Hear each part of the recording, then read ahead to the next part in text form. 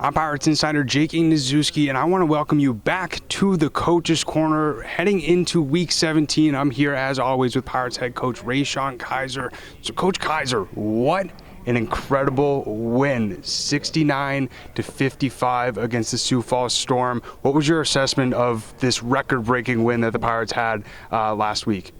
Great job by the offense. You know, they pretty much scored on every possession except one, that fumble. But that's a great job by offense. Great job by our offensive lineman protecting Taz all night and not giving up any sacks. So that's the first credit to them. And just Taz for having a record-breaking, historic franchise record for most touchdowns in Pirate history. So that's a credit to him. So offense did a great job. You know, defense, to me, we gave up too many points. But to me, it was a shootout. That's arena football at its finest. But defense made more than enough plays for us to win that game, so it was a solid win.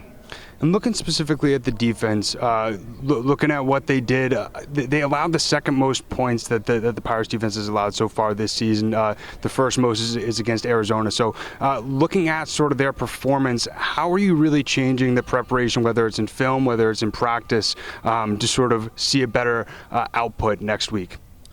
We just got to move some guys around. In my eyes, I mean, we're not having guys in the right spots. And I got to move some guys around to get the right 8 guys out there that's going to buy in and play Mass Pirates defense, because in my eyes, like over 40 points is too much in my eyes. So you should never be giving up over 40 points. And when you get in the 50s, to me, that's just not unacceptable. So we got to move some things around on the defensive side.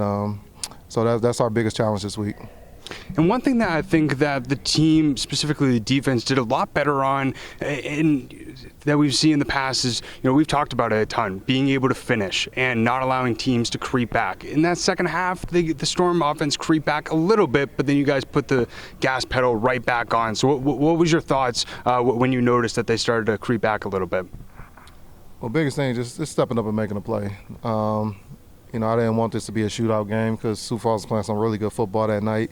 And that's a credit to that coaching staff over there, Coach Riggs. He called a great game, a great offensive game, and put them guys in position to make plays. And that's a credit to them. But, yeah, we stepped up when we needed to. And the biggest thing was just it's a pride thing at that point. Right. At some point you got to get tired of the team scoring on you. And you got to, be a man about it and step up and make a play. And like I said, we made a few plays, especially Amp. He made that pick six to really change the game around. So, credit to him. We was looking for a big game out of him, and we got it. And like I said, I'm happy for him that he made that play. And we also saw the defense struggle a little bit in terms of stopping the run. Almost allowed nearly 200 rushing yards. But, you knew that going in. That's what we talked about last week. But especially going against now a dual threat in DJ Peterson, very good running quarterback. What are you guys doing in practice differently to make sure that you guys are able to stop the run a little bit more effectively this next week? Well, we got to spend more time with the D-line and the run fits. That's all it comes down to. They got to get on the same page more. And I'm going to spend more time with that group this week to make sure we got the run fix all good, because, like I say, it's just really just being on the same page and being physical up front. I feel like at times this past game was a little soft up there in the middle. And we just got to be more physical on the front four. And that's all. Just start with just, being better than the man over you. That's all it start with. That's want to. The guys got to want to make the plays and not be ready for the other teammates to make the plays. They got to want to make that play. So we've had the guys ready this week. I know DJ Lil Peterson. He's a little shifty guy. He kind of got the best of us last time we played him. So we ready, and they got a good running back in what's his name, Winbush. So he's pretty good as well. So they got a good little 1-2 punch over there. But like I said, we're going to have the guys ready this week, and we need this bounce-back win or this bounce-back game on the defensive side. So I'm expecting big things from the defense.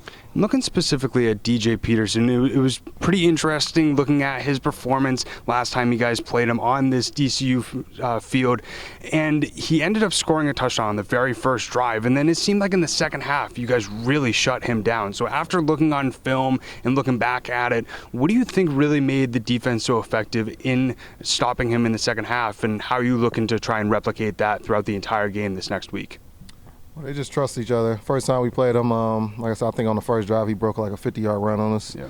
And the guys they settled down. They start trusting each other out there, and they just played up physical up front, and they was making plays. And that's what this game come down to. You win and lose these games in the trenches, and up front is where you start. I mean, when you started winning and losing games, and we just got to win the line of scrimmage up front. That's kind of where it starts at. And Yeah, we got to contain little DJ Peterson. Like I said, he's a shifty kid. Like I said, we're going to spend more time with that D-line group, making sure they run fits is right, make sure we communicating up front, and make sure we're being physical. That's the biggest thing. And, looking at Taz Wilson's great performance, 9 total touchdowns. And I bet people are thinking in their mind, they also got Alejandro Benefield, they got Mike Glass. So now looking towards the playoffs with 4 games left in the regular season, do you see the Pirates holding all 3 quarterbacks going into the playoffs on their roster? Well, hopefully. All 3 of these quarterbacks, they can play some football. So like I said, I said last week, I feel comfortable with any one of them 3 under center. I feel like we can win a championship with any one of them 3. But, in this crazy game of football, it kind of plays itself out in a way. So we'll see what happens over the next coming weeks. Right now, Taz, he got the hot hand. So, we'll see what happens. Joe will be coming back here soon, shortly. So, we'll see what happens in the next coming weeks. It's going to play itself out. And it seems like over the last 2 weeks, there's a little bit of synergy and energy that, we haven't seen too much from this team. It just seems like everybody's really gelling together. You see on the sideline, especially after a big game like last game, you really saw everybody cheering each other on. So talk a little bit about how important that is going into this final stretch of the regular season. The biggest thing is playing our best football at this time of the year. I said that to the guys. We got to play our best football going into the playoffs. It's never really a concern about what's the team's record. It's more a concern about who's playing the best football going into the playoffs. So, said it last week, we got to become a better road team. And to me, we won one of our 3 road games in each final stretch of the season. So, I was on the table next. So we just want to take that one game at a time and handle business against Iowa and clinch a home field playoff game this week when we beat Iowa. So. That's what we're pushing for. And what is the mindset going into Iowa, especially with them really needing this game to try and make it into the playoffs? How are you really hyping up the guys in practice and throughout this week to bring that same energy that we saw last week in Sioux Falls? Well, to me, I just told them today, treat this like a playoff game because it's going to be a playoff game, especially for Iowa. They still fighting for their playoff lives over there. And they need to win this game, and we know that. So, and to me, my odds, we need to win this game so we can clinch our home field playoff game. So, it's going to be a shootout. To me, there's going to be a playoff game, and really, I feel like going to be. I ain't gonna say no disrespect to the Bay Area or San Diego, but I feel like this is going to be really our last real test of the final season. So we got to have a good showing this week against Iowa. So we'll see how it plays out. Speaking on the word clinch, you guys were able to clinch a playoff spot after last week's loss, and especially this is being your first year as a head coach. How did that feel when you found out that you got your first playoff clinch under your belt now? Man, you know what? I've been so busy trying to make the corrections from this past game. I haven't had a lot of time to really celebrate that, but I'm accomplished by it. It's a credit goes to these guys. They the ones go out there and put their bodies on the line each week. So I appreciate them with their efforts throughout the season. But, coming into this season, the expectation here is to make the playoffs. And not only make the playoffs, be competing for a championship. So it's not really a surprise that happened. Yes, I'm happy for it, but we still got a long way to go. We still got a lot of football we need to clean up on these next 3 weeks. So my biggest thing is getting this team, heading in the right direction going into the playoffs, and we got 3 weeks to fix that. And, speaking on those last 3 games of the regular season, the guys have in the back of their head, we clinched a playoff spot. So how are you keeping them motivated through these final games of the regular season to put their all into each of these games and not play complacently just because they made the playoffs? Well, we still got to play Mass Pirates football. And even though we clinched a playoff berth, it doesn't mean anything. We don't want to slack off towards the end of the season and lose momentum going into the playoffs. So to me, we want to be playing our best football these last 3 games and really separating from these teams so, we can go in the playoffs on playing our best football. So I'm just taking it one game at a time, And like I say, Iowa's on the table next, and they got a good little football team over there. A lot of respect goes out to the head coach over there, Dave Mogerson. So he's doing a good job with that group. A lot of credit to him. So it should be a good game this weekend for sure.